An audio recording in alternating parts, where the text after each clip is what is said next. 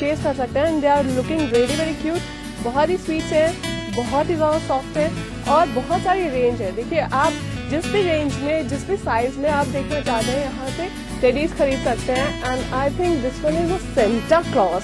सी हमारे सेंटा भी बहुत खूबसूरत लग रहे हैं। तो क्रिसमस ईव पर इस तरह के सेंटा जो है वो आप अपने बच्चों के लिए परचेज कर सकते हैं या फिर आप गिफ्ट भी कर सकते हैं and it will cost you around I don't know, लेकिन बहुत ही खास है, बहुत ही स्पेशल है। सेंटा की हम बात कर रहे हैं। Oh beautiful cap, see this one is a Santa cap. इसको देखकर क्या कहना चाहेंगे? वो मुझे तो लगता है कि मुझे तो वो बचपन में एक राइम थी ना कि Santa Claus is coming around riding on the slay. Well इस तरह की चीजें देखकर बहुत ही खास मोमेंट्स याद आ जाते हैं। तो इस तरह की चीजें भी जो है वो आप यहाँ से परचेज कर सकते हैं। वह घर को सजाने के लिए और लोगों में बांटने के लिए बहुत सारी चीजें हैं जो कि मैं आपको यहाँ पर दिखाने वाली हूँ। लेकिन प्लीज थोड़ा सा सांस लेने दीजिए। लेते हैं एक छोटा सा ब्रेक, मिलते हैं ब्रेक के बाद। आप कहीं नहीं जा रहे हैं क्योंकि ब्रेक के बाद बहुत सारे गिफ्ट्स आपका इंतजार कर रहे हैं।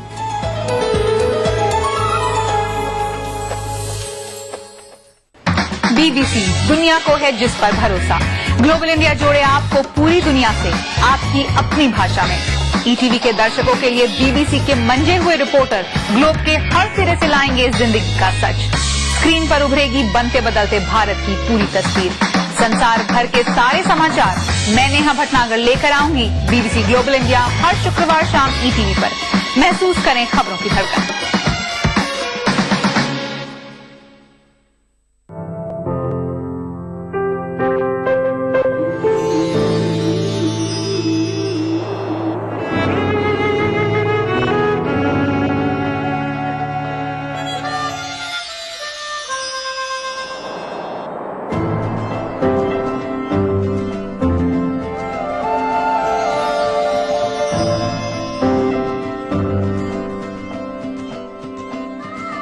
नए एहसासों से जुड़े नए रिश्ते बिखेरेंगे रंग।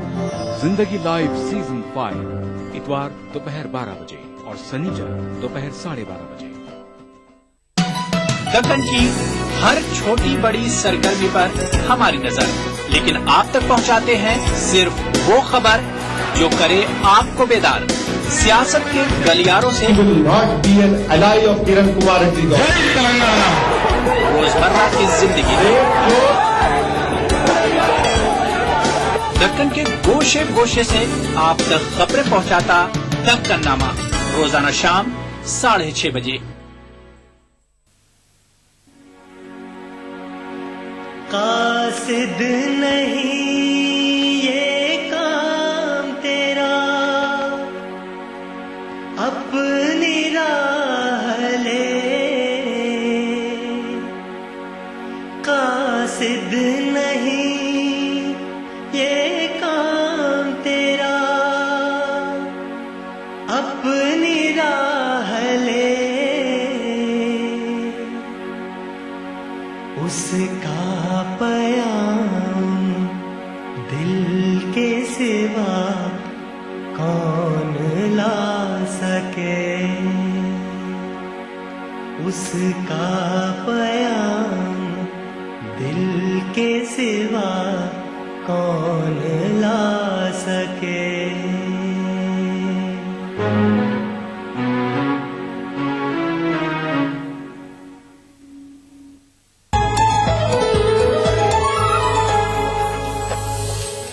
Welcome back after short commercial break.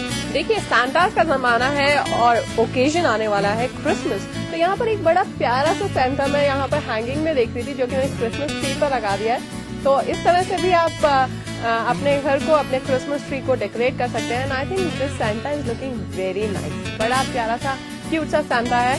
सैंटास की हम बात कर रहे हैं ना, क्यों ना कुछ और सैंटास या कुछ और इस तरह के गिफ्ट्स पर नजर डाल लेते हैं जो कि आप परचेज कर सकते हैं अपने लिए।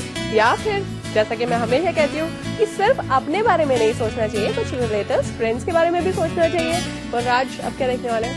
Oh that's so sweet, very cute, very sweet Santa.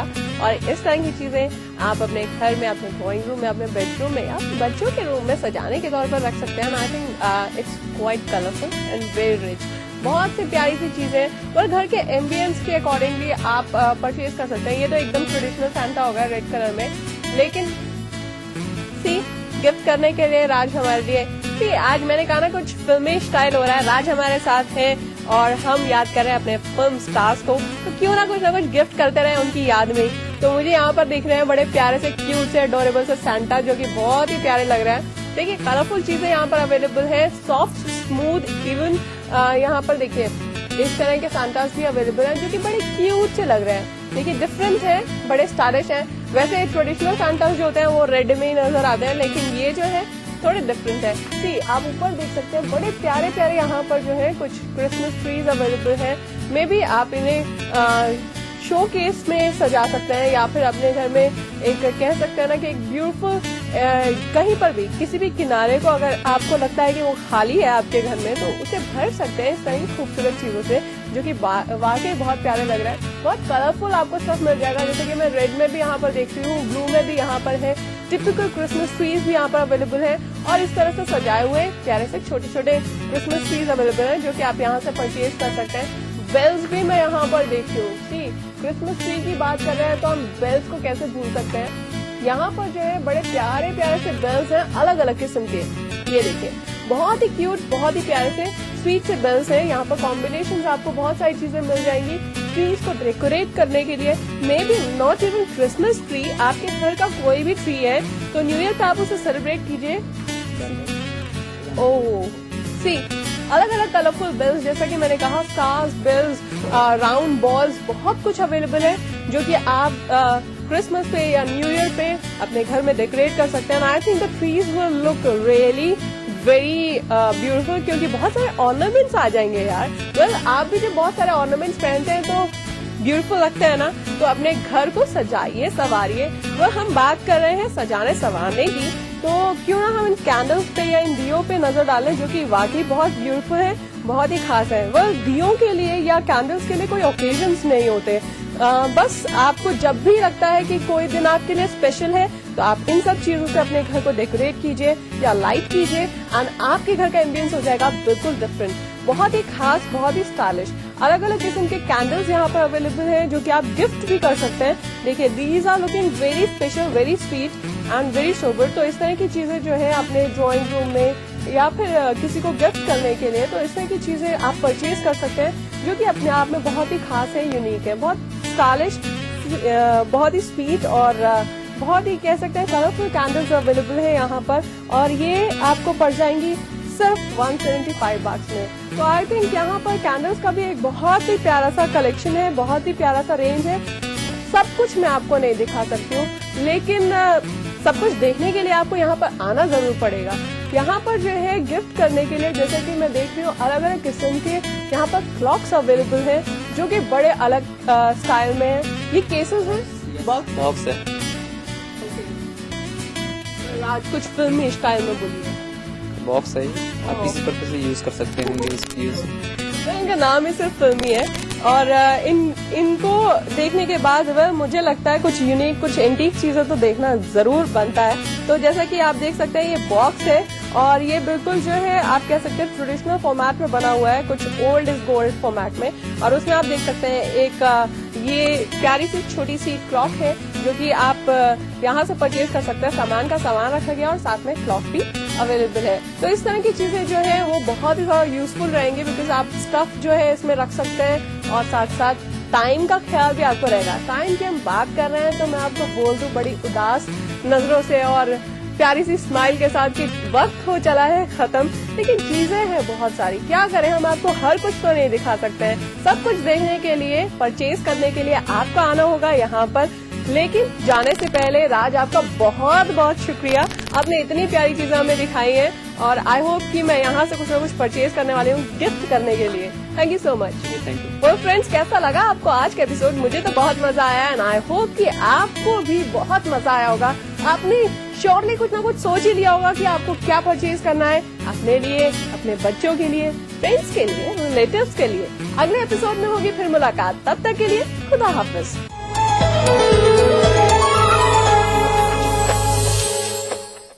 नाज़रीन, तो कैसा लगा आपको अदा का आज का एपिसोड? उम्मीद करती हूँ जैसे हर बार पसंद आता है, इस बार भी जरूर पसंद आया होगा। और अगर वाकई पसंद आया तो आप जानते हैं कि आपने क्या करना है। आपने हमें भेजने हैं लेटर्स ढेर सारे और ये बताना है कि आपको एपिसोड कैसा लगा, या फिर अगर आपके पास कोई सजेशन है, आप कुछ हमें बताना चाहते हैं, कहना चाहते हैं, कुछ तब्दीलियां आप चाहते हैं अगर हमारे एपिसोड में हो, तो वो सजेशंस आप हमें जरूर लिख भेजिए इस पते पर। हमारा पता और ईमेल आईडी है अदा ETV Urdu 3rd floor 2E/12 near Videocon Tower, Jhandewalan Extension, New Delhi. ada.urdu@etv.co.in।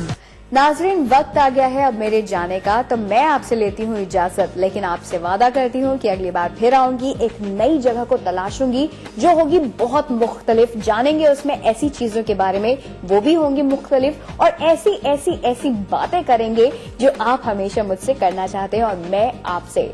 फिलहाल आज के लिए बस इतना ही, तो सुरती को दीजिए इजाजत। अल्लाह हाफिज।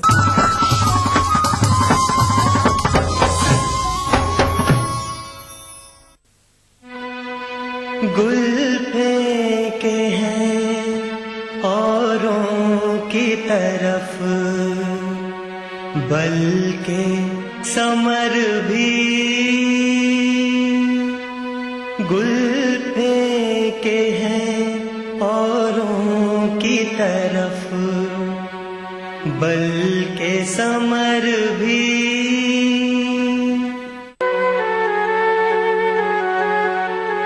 ऐ खाना बरंदाज़े चमन, कुछ तो इधर भी।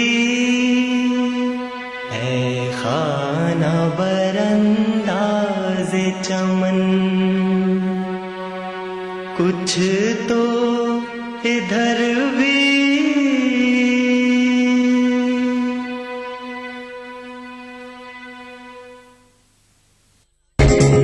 ETV उर्दू पर अगला प्रोग्राम।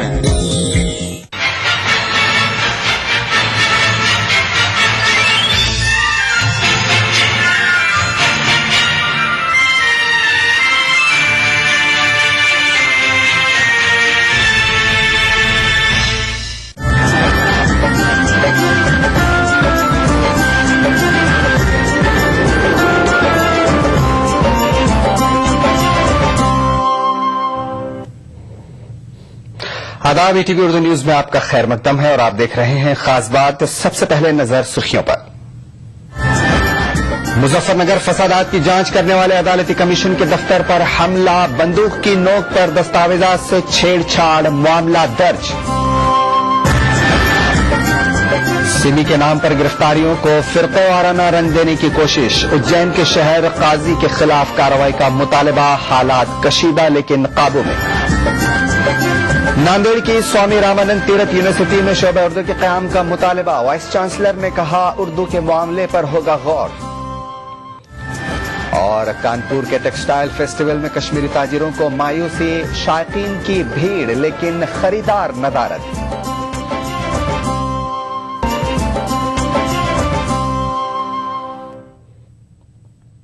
और अब खास बात की तफसील। सबसे पहले आज की बड़ी खबर।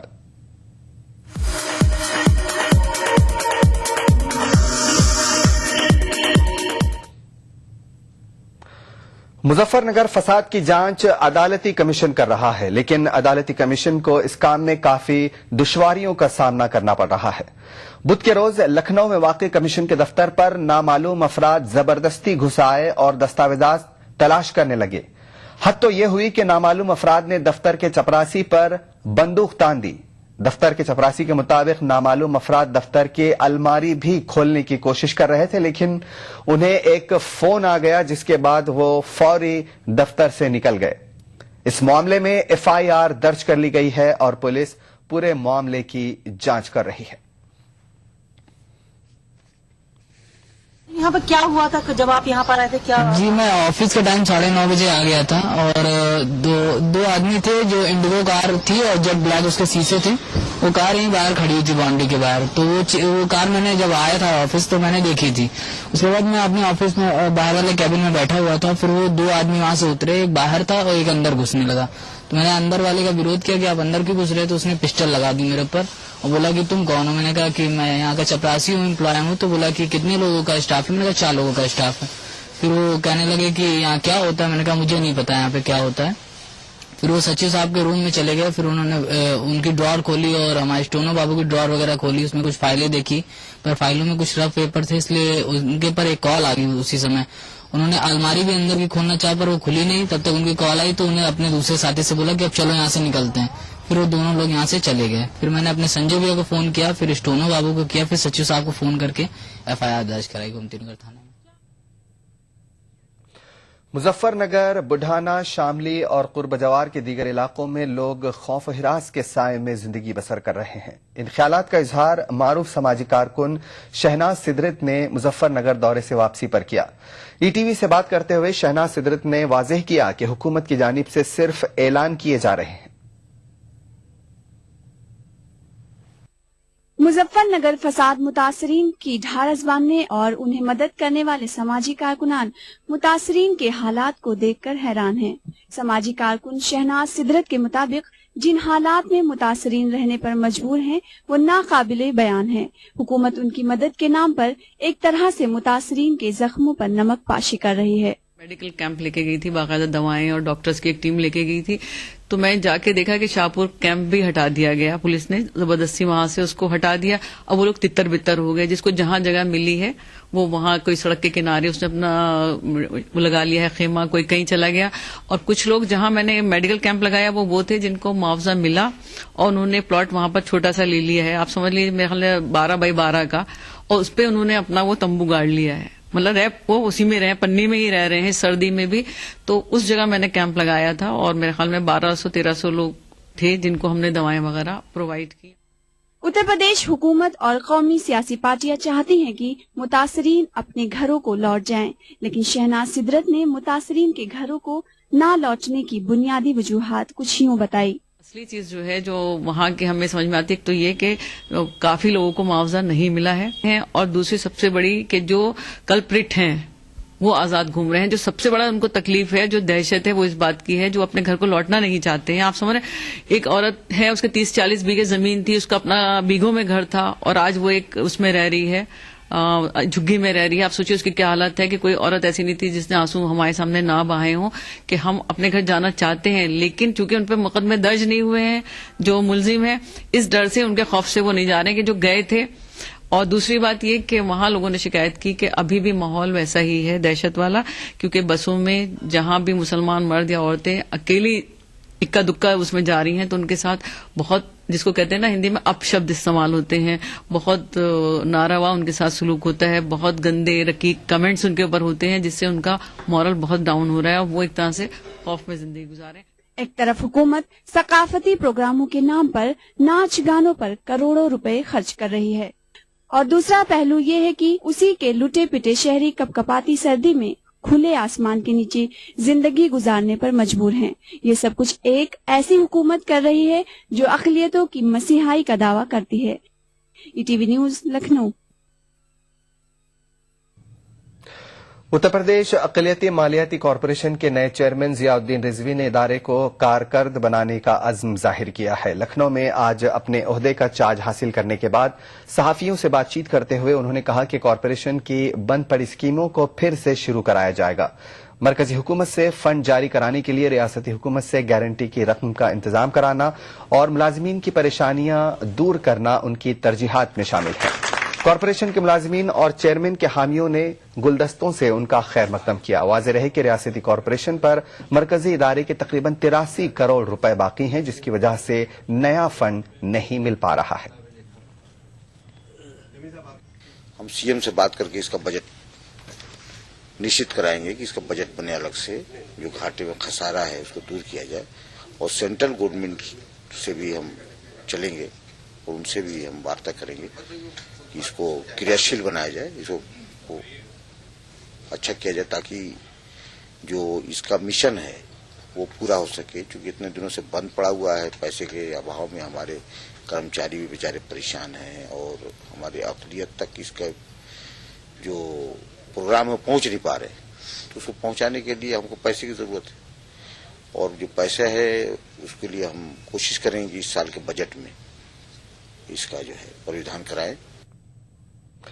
इन साल मुल्क में होने वाले लोकसभा इंतखाबात के लिए दीगर सियासी जमातों समेत all India United democratic front ने आसाम समेत मगरबी बंगाल से भी उम्मीदवार नामजद करने का फैसला किया है। आज कोलकाता में पार्टी की जानिब से मुनक्किदा पहले सियासी जलसे में पार्टी के MP बदरुद्दीन अजमल ने मगरबी बंगाल हुकूमत को हर महाज पर नाकाम बताते हुए मुसलमानों के तई वजीर आला ममता बनर्जी के दावों को भी गलत बताया। उन्होंने तृणमूल कांग्रेस के साथ इत्तेहाद की खबरों को गलत बताते हुए मगरबी बंगाल से 12 सीटों पर इलेक्शन लड़ने का इरादा जाहिर किया।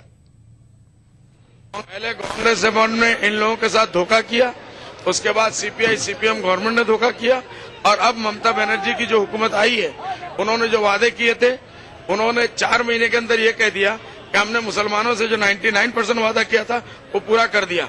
हमने कहा ये 99% झूठ है, ये मुसलमानों के साथ 99% धोखा है। बंगाल में ये चलता रहेगा। इलेक्शन में हमारी पार्टी कॉन्टेस्ट करेगी और हर उस जालिम का मुकाबले में हम कैंडिडेट देंगे जिसकी वजह से यहाँ के लोग इतने पिछड़े हुए हालत में आए। मध्य प्रदेश के शहर उज्जैन में सीमी के नाम पर हो रही गिरफ्तारियों के खिलाफ आवाज उठाने का मामला अब फिरकावाराना रंग इख्तियार करता जा रहा है। रियासत के गवर्नर से मुस्लिम नौजवानों की गिरफ्तारियों के खिलाफ आवाज उठाने के मामले में अब मुखालिफत बढ़ती जा रही है। बाएं बाजू की हिंदू तंजीमों ने इसके खिलाफ महाज खोल दिया है। पिछले 2 रोज से हालात कशीदा लेकिन काबू में है।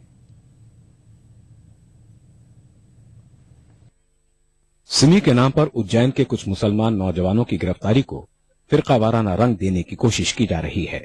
ATS की कार्रवाई के खिलाफ रियासत के गवर्नर से नुमाइंदगी करने की पादाश में बाएं बाजू की हिंदू तंजीमों ने उज्जैन के शहर काजी खलीकुर रहमान के खिलाफ महाज खोल दिया है। शहर काजी की गिरफ्तारी के मुतालबे को लेकर मंगल के रोज अखंड हिंदू महासभा ने एहतजाजी रैली निकाली। बताया जाता है कि रैली पर पथराव हुआ और उसके बाद उज्जैन शहर के मुख्तलिफ इलाकों में हालात कशीदा हो गए। पुलिस ने हुजूम को मुंतशिर करने के लिए लाठीचार्ज किया और हालात पर काबू पाने की कोशिश की। हिंदू महासभा के कारकुनों का इल्जाम है कि पुलिस ने जानिबदारी का मुजाहरा किया, जिसकी मजम्मत में शहर में बंद मनाया गया। पुलिस ने हसास इलाकों में दफा 144 नाफिज कर दी, फ्लैग मार्च किया गया और इजाफी फोर्स को तैनात किया गया। पुलिस का कहना है कि इस सिलसिले में 60 अफराद को हिरासत में लिया गया है। हालात कशीदा लेकिन काबू में हैं। Bureau report ETV news. खास बात का सिलसिला जारी रहेगा एक छोटे से ब्रेक के बाद। देखिए ETV उर्दू सभी DTH प्लेटफॉर्म पर। डिश टीवी पर चैनल नंबर 787, एयरटेल पर चैनल नंबर 610, टाटा स्काई पर चैनल नंबर 176, बिग टीवी पर चैनल नंबर 972, वीडियोकॉन पर चैनल नंबर 750। देखिए आपका अपना चैनल और भी बेहतर क्वालिटी में।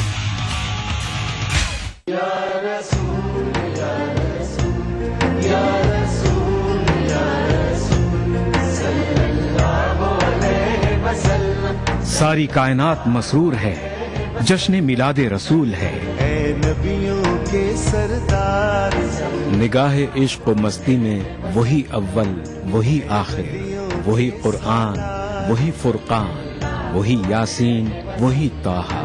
मैं आया तेरे दरबार, मैं आया तेरे दरबार, मेरी तुझ पे इंसानियत के लिए मोहसिन इंसानियत का पैगाम सीरत रसूल के मुख्तलिफ गोशों का अहाता करता हुआ लाइव फोन इन प्रोग्राम, हुब्बे नबी से सरशार नातों का हसीन गुलदस्ता, जश्न मिलादुन नबी, हर पीर से जुमा रात 10:30 बजे सिर्फ ETV उर्दू पर।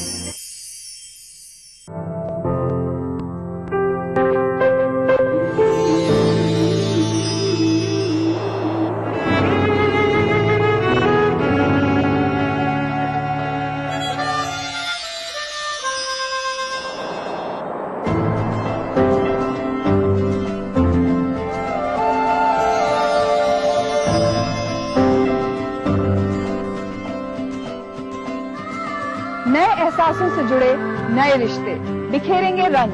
जिंदगी लाइव सीजन 5 इतवार दोपहर 12 बजे और शनिवार दोपहर 12:30 बजे।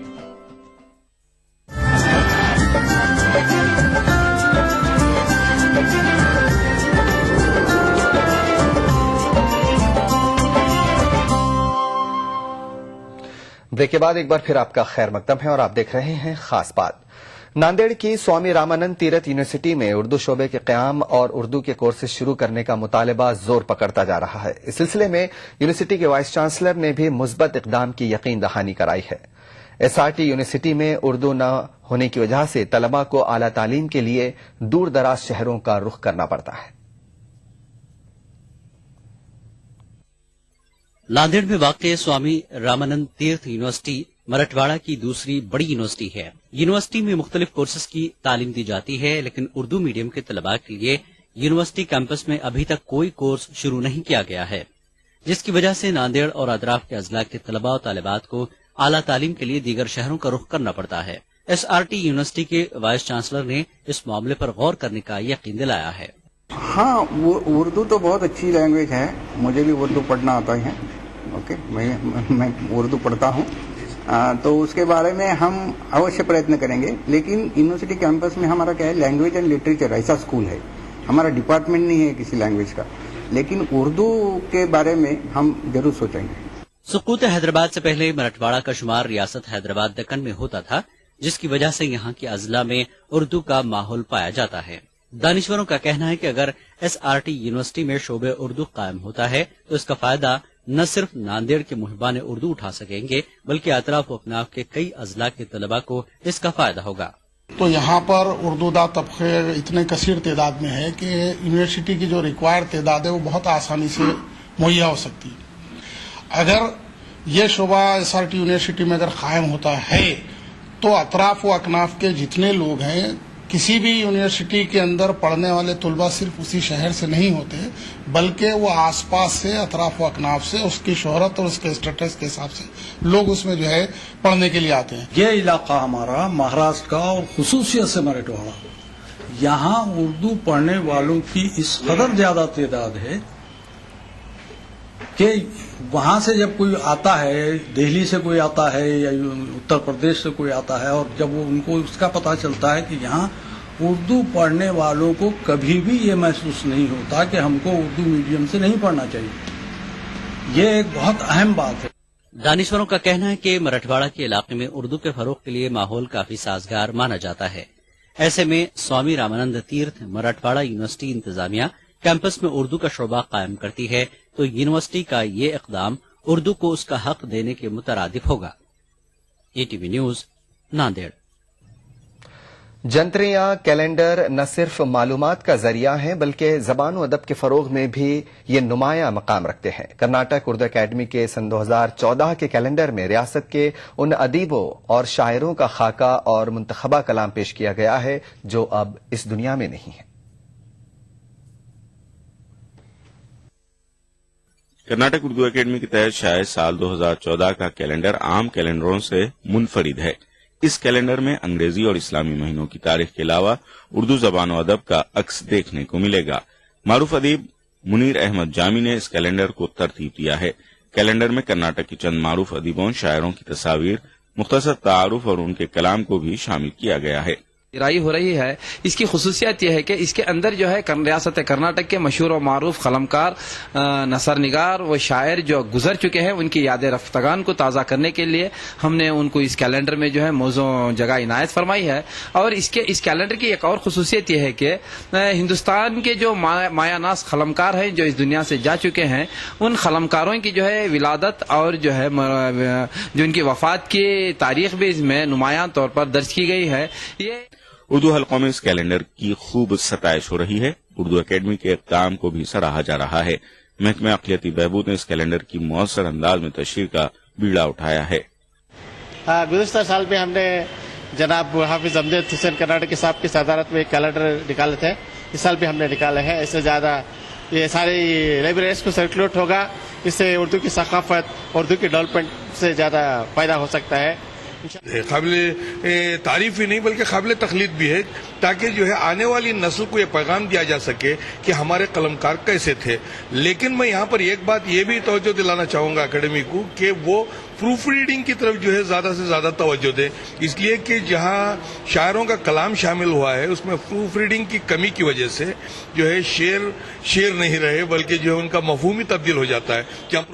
कर्नाटक उर्दू एकेडमी के तहत पहली मरतबा साबिक चेयरमैन खलील मामून के दौर में कैलेंडर शाये हुआ था। साबिक चेयरमैन अमजद हुसैन हाफिज कर्नाटकी और अब एकेडमी के मौजूदा चेयरमैन कमरुल इस्लाम ने भी इस रिवायत को आगे बढ़ाने की कोशिश की है।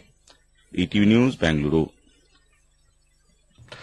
6 जनवरी को रांची की तालिबा शाहीन निशा